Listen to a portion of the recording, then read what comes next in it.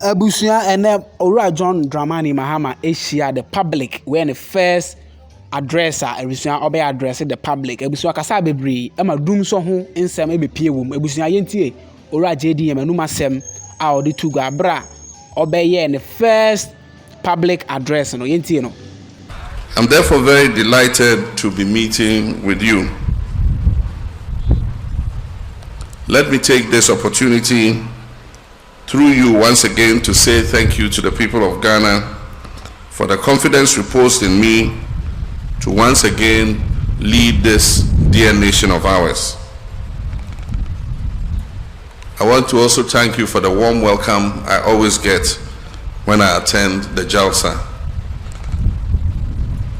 As Maulana Noor said, I was on these very holy grounds last year, and I sought your prayers and your support to be able to achieve the desire that we all had on our hearts. And Allah listened to our supplications, and today it has become the reality. And so I've come back to these holy grounds to say thank you to you and thank you to Allah for His blessings on us. This occasion marks the 92nd annual Jalsa Salana of the Ahmadiyya Muslim Mission in Ghana, and it's a profound reminder of the values we hold dear: justice, peace, and unity. And today's theme, rightfully, is justice and peace, the essential ingredients for national development. And this does not only reflect these values, but is at the same time thought-provoking. As I return to these sacred grounds of Bagi Ahmed, that is the Garden of Ahmad, I'm filled with a deep sense of belonging. This, the Ahmadi community's remarkable ability to convene such large gatherings with such breathtaking harmony and discipline, is an inspiring testament to the ideals of order and unity. These ideals are principles that are in short supply in our nation today. And it is important for our nation to emulate the Ahmadiyya Muslim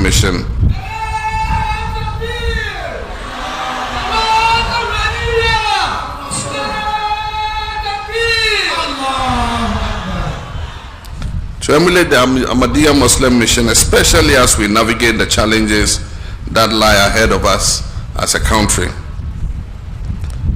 Before I proceed, I wish to first and foremost extend my heartfelt gratitude to the Almighty Allah for the blessings He has bestowed on Ghana with another peaceful and successful general election. The trust that Ghanaians have placed in me is both humbling and inspiring, and I recognize the weight of this responsibility my fellow countrymen have put on my shoulders. I'm particularly grateful for the prayers and support of Maulana Noor and the Ahmadiyya Muslim community, the National Chief Imam, and religious leaders across all faiths. Your spiritual guidance and unshakable commitment to Ghana's peace and progress have been invaluable.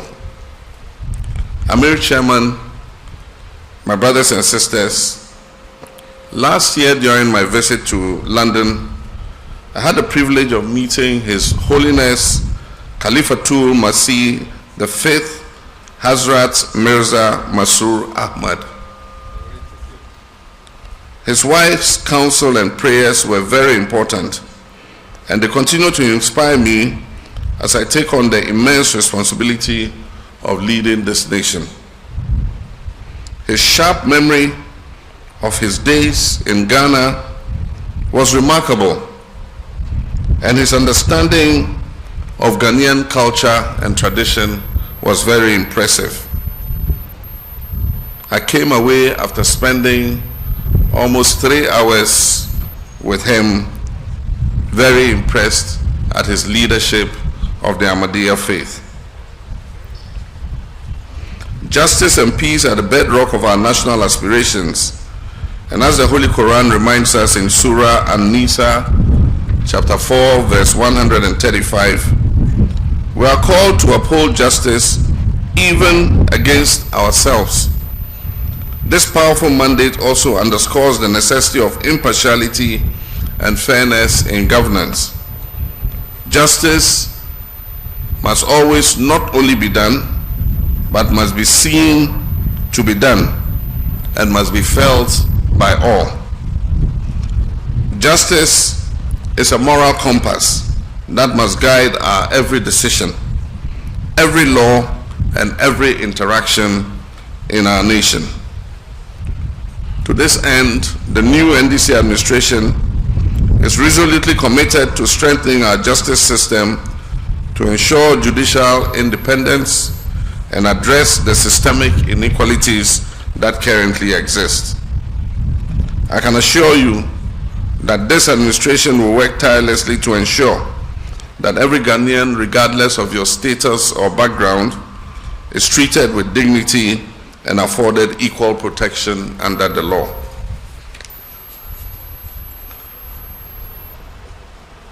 Amir, Chairman, my brothers and sisters, to achieve this objective of justice, we would have to move the stalled constitutional review process forward.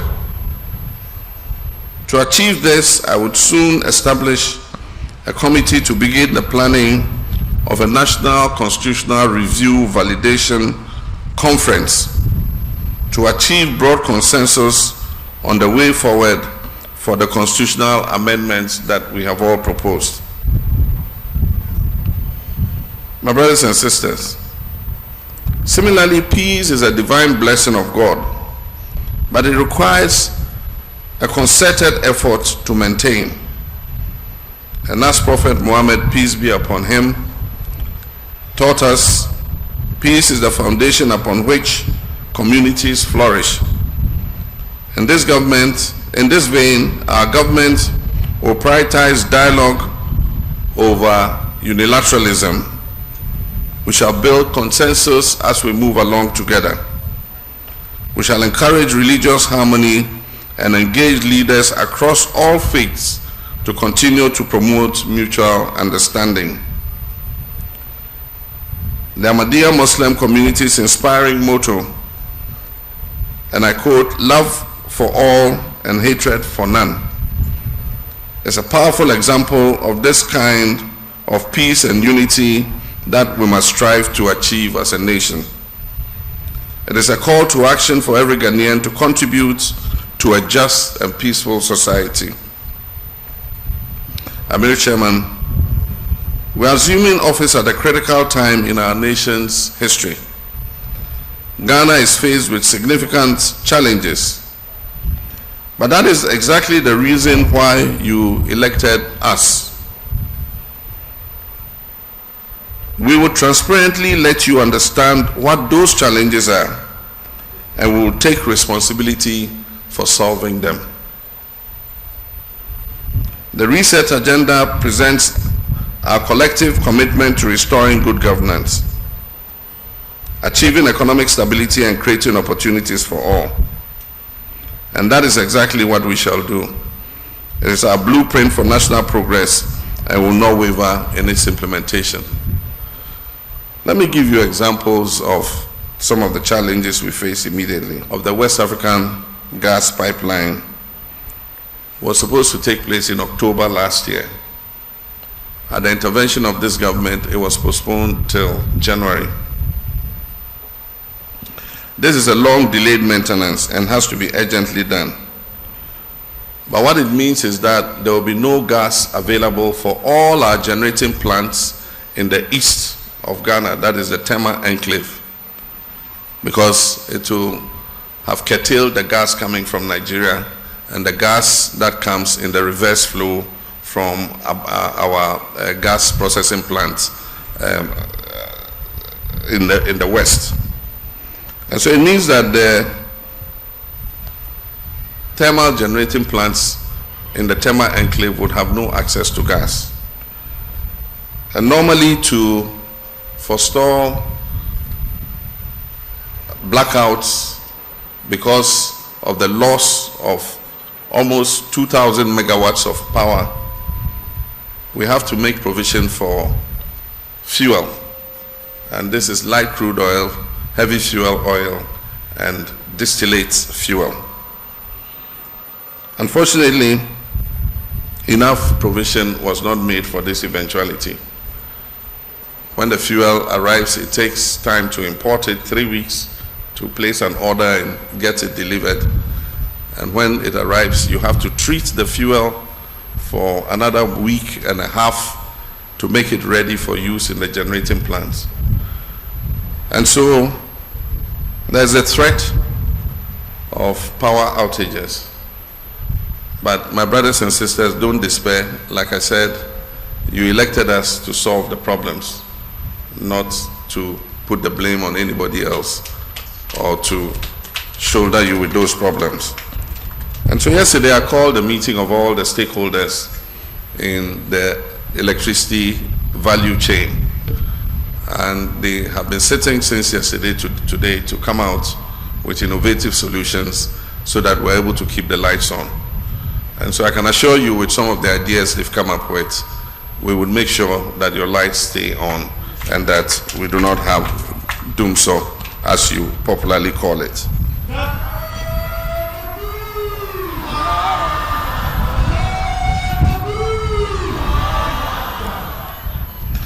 Amir Chairman, education is the cornerstone of national progress. And to this end, as promised, while strengthening basic education, we will sustain and enhance the free SHS policy so that we gain the benefits that it is intended to bestow. We will address challenges such as overcrowding to ensure quality education at all levels. Our plans also include free tuition for first-year students entering public tertiary institutions, the completion of abandoned e-blocks, and investments to provide equitable learning opportunities nationwide and across the whole education value chain. These initiatives will empower our youth with the skills needed to excel in a rapidly changing world. We shall emphasize technical vocational education and training so that we can produce the skilled manpower that is needed for business and industry. I'm going to set up a planning committee to start working on the National Education Review Conference that I promised. This conference will review our educational system right from the kindergarten through the basic to secondary to tertiary to technical vocational education, and identify what the hindrances to quality education are at each level of our educational system. I believe that this conference will come out with new ideas in order to provide us the outcomes that we need as a nation. Amir Chairman, a key focus of our administration is economic revitalization, as I said in my inaugural speech. This is going to be our immediate priority: how to stabilize our economy, bring down inflation, stabilize our currency, and run the economy in a transparent and accountable manner.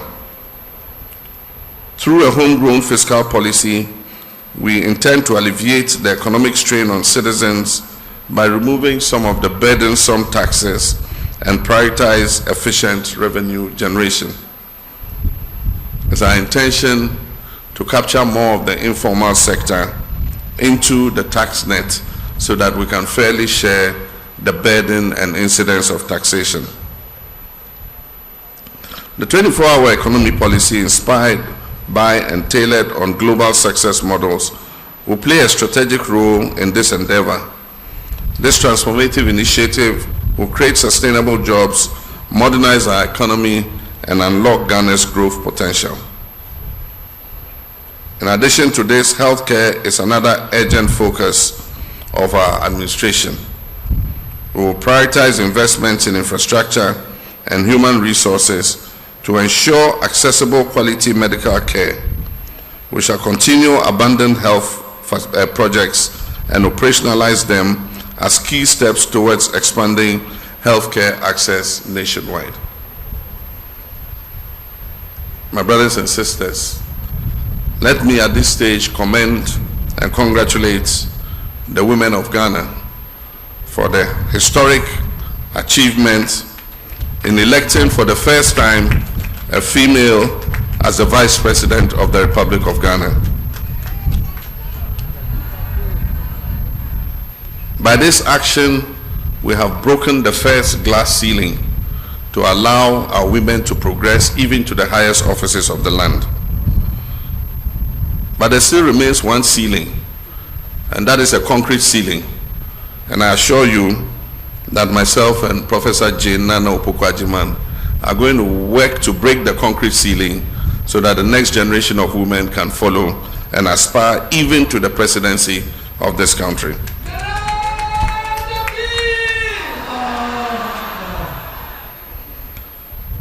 Amir, Chairman, my brothers and sisters, good governance is the foundation upon which a nation's progress rests. In this light, transparency, accountability, and ethical leadership will define this administration. We shall pass a code of conduct for our office holders, and they will strictly abide by that code of conduct. We shall carry out comprehensive audits in order to establish what the situation of our state-owned enterprises and parastatals are. We shall operationalize the Operation Recover All the Loot and investigate persons we believe have engaged in misappropriation of public property and pursue them to recover such property. We will strengthen the institutions of accountability, that is the anti-corruption institutions, in order to ensure that public trust is restored. The Reset Agenda is a call to action for every Ghanaian to join in building a nation where justice, peace, and progress will flourish. It is imperative that we work together. I urge the Ahmadiyya Muslim community to continue its invaluable contribution to our education, healthcare, and social services in partnership with government. Together we can overcome obstacles and create a brighter future for all. Amir Chairman, on behalf of the people of Ghana, I express my deepest gratitude to your Muslim community for its steadfast commitment to Ghana's socio-economic development. Your schools, your hospitals, your humanitarian initiatives through humanity first exemplify what is possible when compassion is combined with action. Last year, as I stood on this ground, in my conversation with the Amir, I came to the realization that these holy grounds were formerly the well-known state-owned Prz poultry farm.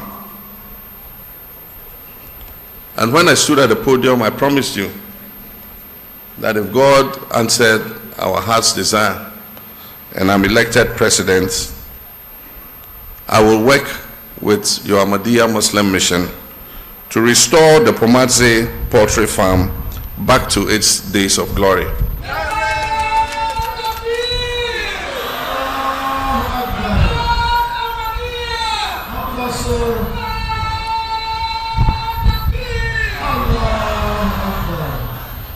I want us to work to make the Ahmadiyya Muslim mission one of the biggest supplier of chicken in this country.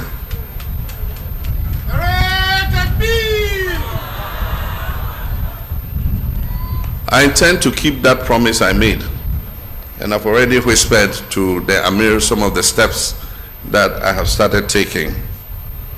This farm will become an example and would lead the way to encourage other faith-based organizations to realize that they can go into income-generating projects both to generate funds for the missions and also to provide jobs for their congregants. It will encourage faith-based organizations to look into income-generating projects, especially in the agribusiness space. And so, Maulana Noor, you will soon be hearing from me. You'll receive some visitors who will come and start working with you on the feasibility study.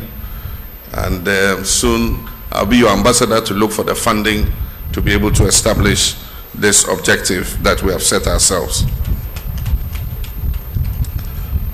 Maulana Noor, my brothers and sisters, with the support of the people of Ghana, coupled with the dedication of our administration and the blessings of the Almighty Allah, I'm confident that Ghana's brightest days are ahead of us, not behind us. Together we shall reset Ghana and build a nation whose fruits of justice, peace, and prosperity will benefit all of us. Let us come together and build the Ghana we all want. May Allah guide our efforts and bless our homeland Ghana and make her great and strong. I thank you for your kind attention. Abusuya JDM piao wakasewi enso wakasewi na ese so chiechia obi biara abusuya kyerɛ wadwe wo video ho